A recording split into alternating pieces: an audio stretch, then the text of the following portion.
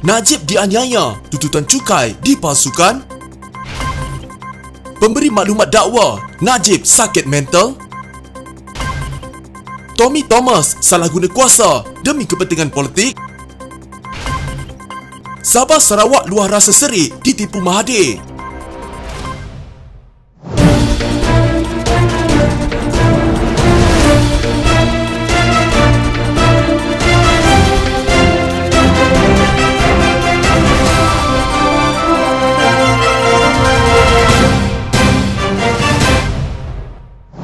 Bekas Perdana Menteri Najib Razak membuat laporan polis terhadap lembaga hasil dalam negeri dengan mendakwa saman tuntutan cukai yang dikenakan terhadapnya bermotifkan politik. Dalam catatan Facebook, Najib mendakwa berdasarkan maklumat kukuh ada pegawai LHDN dan ahli politik yang telah menyalahgunakan kuasa mereka dan menggunakan dokumen palsu untuk menganiaya dirinya. Ada yang datang menemui saya dan memohon maaf serta memberitahu saya bahawa kes cukai tambahan 1.7 bilion ringgit ini sebenarnya telah disiasat 3 kali sejak 2018. Malah mereka sendiri akui setelah 3 kali siasatan itu dijalankan dengan penuh teliti, mereka tidak menemui apa-apa kesalahan yang dilakukan saya dan tiada penalti cukai yang patut dikenakan terhadap saya. Namun selepas 3 kali siasatan itu selesai dan hasilnya jelas, saya tidak melakukan sebarang kesalahan mengikut undang-undang. Ada pegawai tertinggi LHDN yang mengarahkan untuk teruskan penalti cukai terhadap saya kerana telah diarahkan oleh ahli-ahli politik tertentu, kata Najib. Katanya perkara itu membimbangkan kerana arahan itu datang dari ahli politik dan bukan bersandarkan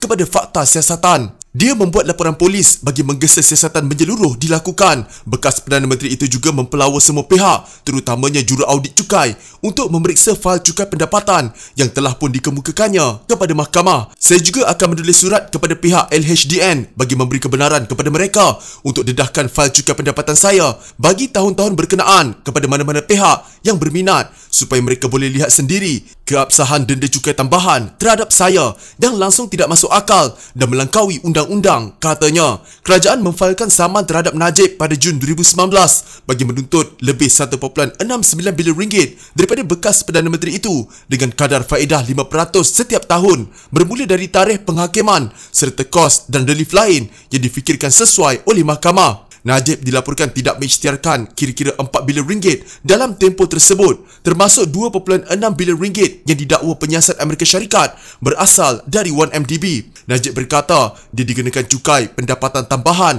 walaupun telah mengembalikan sebahagian besar 2.6 bilion ringgit itu 4 bulan setelah menerimanya. Najib mendakwa wang berkenaan adalah sumbangan dari Raja Arab Saudi. Perkara ini disangkal oleh penyiasat Amerika Syarikat derma itu sebaliknya adalah sebahagian daripada fasa tenor dari kes pengubahan wang haram 1MDB. Dana berkenaan yang berjumlah 681 juta American dollar telah disalurkan oleh rakan sekutu Najib, Jolo, dari 1MDB dan kemudian diserahkan kepada bekas Perdana Menteri itu. Najib kemudian mengembalikan 620 juta American dollar itu ke akaun yang dikendalikan oleh Low. Sebahagian daripada dana yang dikembalikan itu didakwa digunakan oleh Low untuk membeli kalung belian merah jambu bernilai 27.3 juta ringgit untuk isteri Najib, Rosmah Mansor.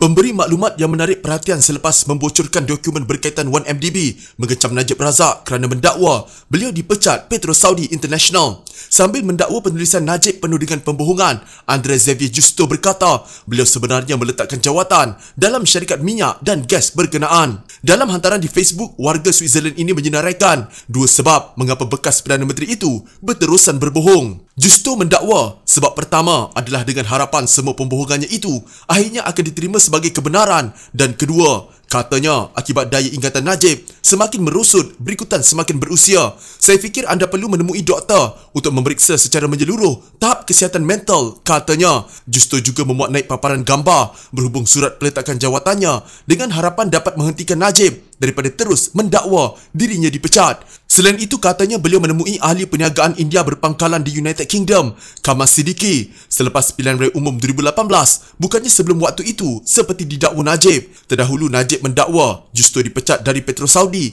yang menyertai usaha sama dengan 1MDB atas alasan peribadi. Najib mendakwa disebabkan tidak berpuas hati kerana diberhentikan, Justo mencuri kandungan email dalam pengkalan data milik Petro Saudi.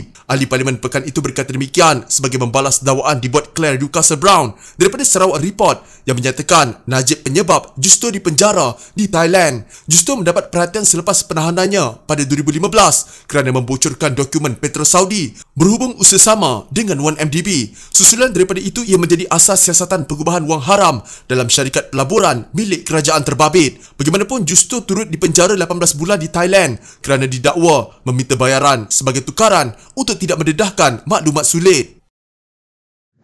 Bekas Pegawai Negara Tan Sri Tommy Thomas dikritik oleh Lembaga Penasihat Pencegahan Rasuah LPPR. Lembaga itu mendakwa Tommy tidak telus, tidak profesional dan lebih menjurus kepada kepentingan politik semasa perkhidmatannya, kata bekas Perdana Menteri Datuk Seri Najib Razak. Itulah sebab hampir 100% kes lucut hak dibuat masa Tommy yang dilawan oleh responden telah kalah dalam mahkamah. Biasanya Pegawai Negara hanya mendakwa sekiranya mempunyai 90% peluang untuk menang, bukan peluang hampir 100% untuk kalah, katanya dalam media sosial. Menurut Najib, atas faktor itu, Suruhanjaya Siasatan Diraja RCI bagi pendedahan Tommy dalam buku dia sendiri yang menggambarkan penyalahgunaan kuasa serta campur tangan politik dalam perundangan perlu diadakan. Dalam pada itu, Najib dalam notanya menegaskan Badan-Badan Pemantau Bebas SPRM yang diwujudkan pada pemerintahannya tidak wujud pada masa Tommy menjadi Pegawai Negara setelah dibubarkan pada zaman Pakatan Harapan, walaupun ianya dibenarkan bahawa Seksyen 13 Akta SPRM 2009 Akta 694. Sebab itu, kes-kes yang digugurkan masa Pakatan Harapan tidak pernah dibawa untuk dipantau oleh lembaga-lembaga tersebut, katanya.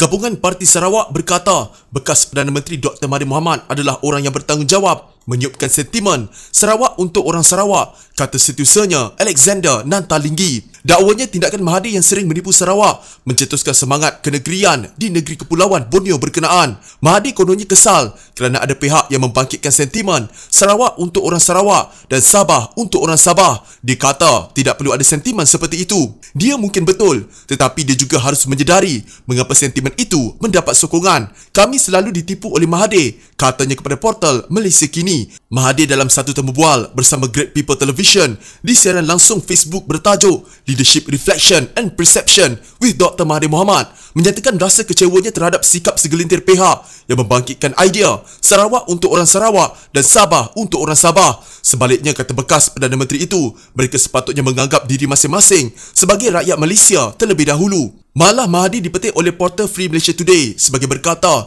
keadaan di negeri Sabah dan Sarawak bertambah lebih baik selepas menjadi sebahagian daripada Malaysia. Menurutnya, kedua-dua negeri miskin itu menjadi lebih kaya berbanding negeri lain di Semenanjung selepas pembentukan Malaysia pada 1963. Mengulas lanjut, Alexander berkata, sewaktu kali pertama menjadi Perdana Menteri sebelum ini, Mahathir mengabaikan Sarawak dari aspek pembangunan, hak, dana awam dan autonomi. Ahli Parlimen Kapit itu menambah bahawa Mahathir juga sangat jarang melawat Sarawak sepanjang 22 tahun pemerintahannya. Ketika kembali ke Putrajaya sebagai Perdana Menteri sekali lagi, dia juga tidak adil terhadap Sarawak. Negeri ini sebesar Semenanjung, tetapi hanya ada satu menteri dan satu timbalan menteri dari Sarawak dalam kabinetnya, katanya. Mahathir boleh melantik pemimpin dari Sarawak sebagai senator dan menamakan mereka sebagai menteri atau timbalan menteri, tambah Alexander.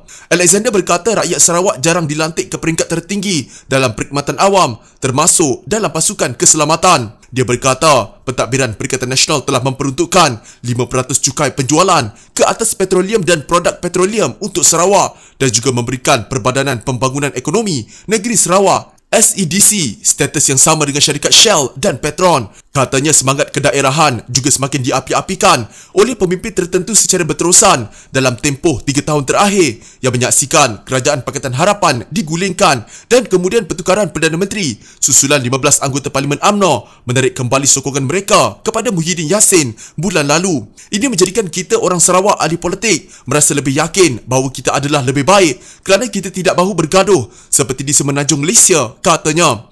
Pemimpin kita mungkin mempunyai perbezaan politik, tetapi kita masih sangat baik, sangat teratur dan sangat wajar. Kami merasakan bahawa kami lebih baik daripada ahli politik kanan yang mengetuai parti-parti yang berpusat di Semenanjung. Kami hanya memberi tumpuan kepada rakyat dan kerja kami dan tidak menimbulkan kekacauan politik, katanya. Jadi jangan salahkan kami kerana mempunyai sentimen Sarawak hanya untuk Sarawak, kata Alexander yang juga Setiausaha Agong PBB. Tolong faham pemikiran orang Sarawak kerana kami ingin melindungi apa yang kami anggap masih indah di Sarawak daripada diheret oleh semua politik ini, tambah Alexander.